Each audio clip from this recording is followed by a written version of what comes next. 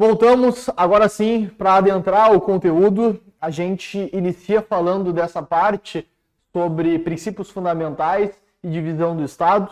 Alguns pontos relevantes eu quero te trazer em tópicos e depois a gente aprofunda na legislação, com exemplos e com questões. Dentro dos princípios fundamentais, a gente vai falar sobre o regime democrático. A nossa forma de Estado é o regime democrático. Nessa democracia, pelo menos na teoria, isso é muito bonito, o povo é o dono do poder, né? O poder emana do povo na democracia. Então, se o poder emana do povo, o povo ele tem que ser soberano, ele tem que ter soberania. Diferente daqueles regimes anteriores lá que tu estuda na história, né? Dos regimes absolutistas, dos regimes que tinha lá o monarca, né? Enfim, a nossa democracia, ela traz soberania para o povo. Então, nesse primeiro item que tu está vendo aqui, desse lado aqui, nesse primeiro item, a gente vai falar sobre soberania popular. Está previsto na tua Constituição que o povo ele é soberano e essa soberania ela tem algumas peculiaridades que vão expressar isso. Olha que bonitinho isso, né? Vai expressar soberania, o povo vai conseguir expressar soberania através do sufrágio universal, do voto secreto e direto. Vamos trabalhar isso. Primeiro, o que é sufrágio universal? Olha para mim aqui. Sufrágio universal é o direito de que todos os cidadãos eles têm a possibilidade de votar, de escolher o representante lá na Assembleia Legislativa, lá na Câmara de Vereadores, lá no Senado, lá na Presidência, para representar os seus anseios, para representar suas vontades. Isso é o sufrágio universal. Direito de todos de votar, direito de todos de poder dar o seu voto.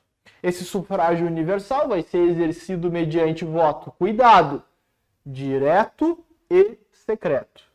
Tem questão sacana dizendo que o voto ele vai ser aberto com base na publicidade, né? no princípio da publicidade dos atos da administração. Não, nada a ver. O sufrágio universal ele é realizado pelo voto direto e secreto. Se tu quiser anotar mais uma informação junto no teu material, coloca assim, ó.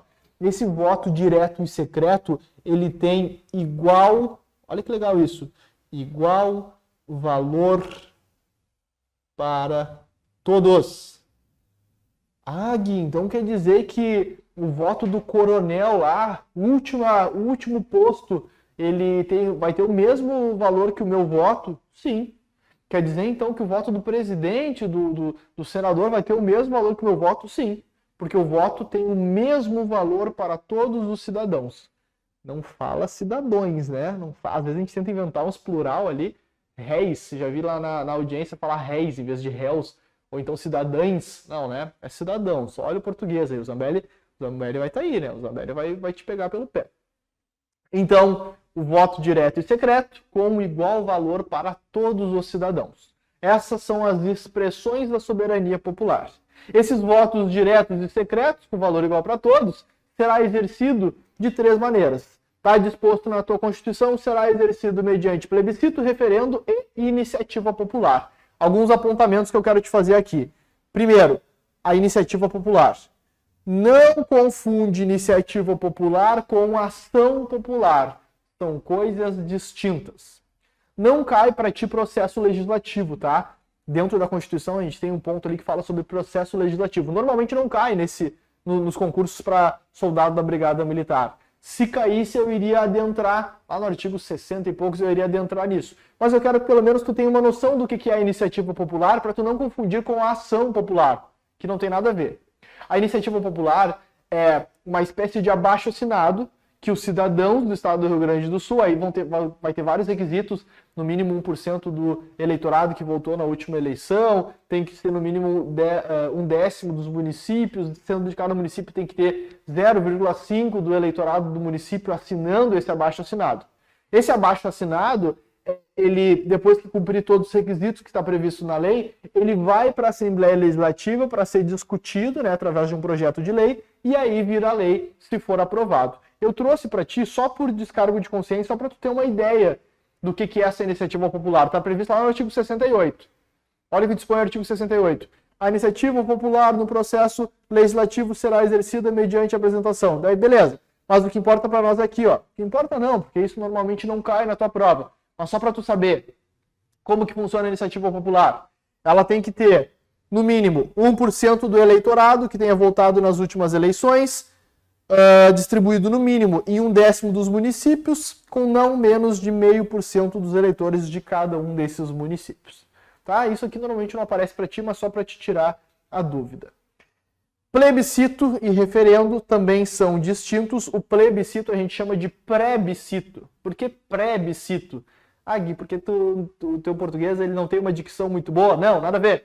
Porque ele é ele é anterior ao ato legislativo. Então olha só a diferença. Olha para mim aqui no quadro. Deixa eu botar só o quadro aqui. Olha para mim aqui. Ato legislativo. Legislativo. Uma lei, por exemplo. No plebiscito, no plebiscito, a gente faz uma consulta à população, consulta prévia à população, perguntando, população, vocês querem que esse projeto de lei se torne lei? E a população vai lá e vai votar. Agora, no referendo,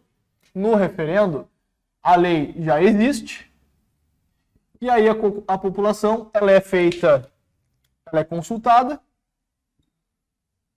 consulta a população. Ela é consultada após esse ato legislativo para saber se ela quer que mantenha, ou que se extingua, ou que se cancele esse ato legislativo. Então, plebiscito é uma consulta prévia ao ato legal, ao ato legislativo, e o referendo é posterior ao ato legislativo. Essa é a principal diferença, ok? Só por descargo de consciência também, para a gente lembrar, trouxe 2 exemplos que já aconteceram, daqui a pouco tu ouviu falar, de um referendo e de um plebiscito. Aconteceu um referendo bem curioso lá em 2010 sobre o fuso horário do Acre. E tinha sido feita uma lei que tinha mudado o fuso horário do Acre. Em 2010, o povo lá do Acre foi consultado através de um referendo para decidir sobre o horário, não é horário de verão, né? Sobre o fuso horário lá que eles iriam adotar. E eles acabaram adotando o fuso horário de menos 2 horas em relação ao horário de Brasília. Em 2011, tivemos um plebiscito lá no estado do Pará, que queria dividir, né, o Pará em três, queria fazer mais 2 estados, Pará, Carajás e Tapajós. Mas a população votou contra a criação desses novos estados. Foi anterior à criação, plebiscito, criação de estado requer isso, né, criação de município também. Então foi anterior a essa consulta e aí teria o ato legal. Não teve porque o plebiscito votou por não acontecer. O referendo ao contrário. Eles fizeram a lei e aí depois perguntaram à população se eles queriam continuar e a população acabou voltando para o horário antigo, acabou não querendo, não concordou com aquele referendo. Essas são as principais diferenças entre plebiscito e referendo. O que eu quero que tu saiba para a tua prova é que a soberania popular, mediante o sufrágio universal, voto secreto e direto com igual valor para todos, vai se manifestar de 3 formas. Plebiscito e referendo e, cuidado, iniciativa popular, que é diferente de ação popular. Às vezes eles colocam na prova que é ação popular e está errado, tá? Não são sinônimos. Fechou? Fechou. Poderes do Estado. Poderes do Estado é legal a gente conversar. Olha só, olha aqui para mim. Eu vou trocar o nosso quadro aqui. Acho muito legal isso aqui. Olha aí, quadro novo. Quadro é de rodar. Beleza, deixa eu só tirar a TV ali para não ficar dando reflexo. O que eu quero que tu saiba sobre os poderes do Estado? Aula de história. Vamos relembrar a história lá no colégio. Poderes do Estado. Poderes do Estado. Segundo Montesquieu, eu não sei se a pronúncia é bem assim, mas é mais ou menos isso. Segundo Montesquieu, a gente tem uma tripartição. Isso quem elaborou foi ele inicialmente, né? Um cara francês lá, a gente aprende isso em história. Não cai para ti isso, né? Mas só quero que tu relembre daqui a pouco do colégio. Mas segundo Montesquieu, ele idealizou, né, a tripartição dos poderes. Tripartir os poderes. Essa tripartição tem o que a gente conhece hoje, pode cair no teu concurso, que é o poder legislativo, executivo e judiciário. Gui, Isso eu já sei. Não me tira pra trouxa. Isso eu já sei. Eu sei que tu já sabe. Mas o que talvez tu não saiba é o que eu vou te dizer agora. E é isso que cai na prova. Eles não vão te perguntar quais são os 3 poderes, porque todo mundo sabe. Mas eles vão te perguntar isso daqui, ó. Eles vão te perguntar isso daqui. Esses poderes, eles têm subordinação entre eles? Eles podem se delegar funções? Eles são dependentes entre si? Como é que funcionam esses poderes? E aí tu vai ter que responder. Esses poderes, eles são independentes e harmônicos. Independente e harmônicos. Isso está previsto na tua Constituição Estadual, tu tem obrigação de saber. Os poderes, eles não têm vinculação, eles não têm subordinação. Um não é mais que o outro, um não pode mandar no outro. Eles são independentes. Judiciário, legislativo e executivo. Mas, ao mesmo tempo, eles têm que andar em harmonia. Eles têm a mesma ideia, o mesmo objetivo final, que é trazer o bem-estar social, que é deixar os seus cidadãos do seu estado com uma sensação de bem-estar social, promovendo ali saúde, segurança, educação e todos os critérios, todos os preceitos básicos. Então, o governo do estado, os poderes do estado, eles são independentes, nessa tripartição aqui do quadro, mas ao mesmo tempo são harmônicos. As provas adoram dizer que eles são dependentes. Eles não são, tá? Eles não são. Inclusive, tem 2 disposições que eu coloquei no teu material, aqui no material complementar, nos slides, que são 2 proibições importantes, tá? Que também aparecem na prova. Vamos ver junto. 2 proibições relevantes. Está no item 4 e no item 5. Olha só. No item 4 ali, ó, proibição de delegar, de acontecer a delegação entre os poderes, né? Como eles são independentes, eles não podem fazer delegações, ó, faz isso, faz aquilo. Em regra, não pode. Tá, mas tem exceção? Tem. Mas o que tu tem que saber para tua prova, que está previsto na Constituição, é que não pode delegar entre os poderes. Assim como não pode o cidadão investido em um dos poderes exercer a função em outro. Essa é a regra. Cuidado. Quando eu coloco de vermelho é porque a exceção é importante. A regra é que o cidadão investido em um dos poderes, olha, o cidadão servidor do Poder Legislativo não pode exercer as funções lá do Poder Executivo, não pode ir para o Poder Executivo exercer as funções. Não pode. Essa é a regra. Mas tem exceção? Tem. A exceção é que quando a própria Constituição Estadual permitir que aconteça essa função exercida em outro poder, aí está tudo certo. Mas tem que a Constituição permitir. Ok? Só por descargo de consciência, né? Deixa eu te fazer alguns apontamentos aqui. Só por descargo de consciência. Legislativo faz as leis. Executivo administra o Estado.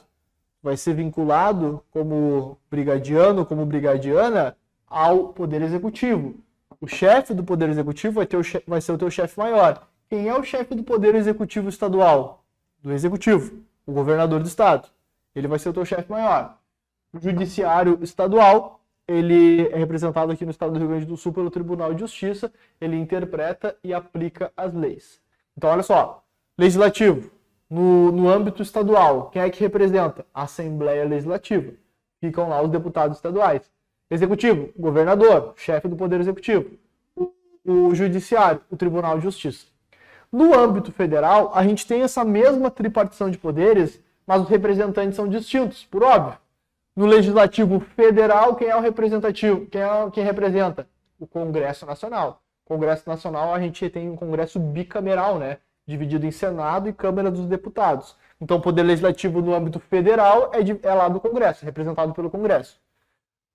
No âmbito do Executivo, no âmbito federal do Poder Executivo, quem representa é o presidente, que é o chefe maior do Estado. E no âmbito federal, nós também temos o Judiciário Federal. Gui, e eu estou te mostrando aqui, mas você não está vendo, né, o quadro inteiro. Gui, mas agora fiquei numa dúvida. No município, também tem essa tripartição de poderes? Não tem. Não tem. No município, a gente só tem uma bipartição dos poderes. No âmbito municipal, a gente não tem o judiciário. No âmbito municipal, a gente só tem o legislativo e o executivo. O legislativo é representado pelos vereadores, né, pela Câmara de Vereadores, não por deputados, aqui são vereadores, e o executivo representado pelo prefeito, né, pela prefeitura municipal. Ok? Então essas são as divisões dos poderes. Para a tua prova, tu tem que lembrar principalmente da independência, da harmonia e das duas proibições que eu te mostrei aqui. Proibições de delegar e proibições de, como regra, né, ser investido em um outro poder. Beleza? Beleza. Tava olhando o tempo ali da gravação. Vamos deixar para o próximo bloco. Eu quero te trazer, antes ainda de entrar na legislação em si, eu quero te trazer os símbolos do estado do Rio Grande do Sul. Tem questão meio trouxa sobre isso, mas é importante a gente saber, porque são símbolos da Constituição Estadual, né, os símbolos rio-grandenses, e aí depois a gente te mostra na legislação, ponto a ponto, o que tu tem que grifar, o que tu tem que entender até aqui esse momento. E depois a gente continua avançando na matéria. Fechou? Não desiste, até daqui a pouco.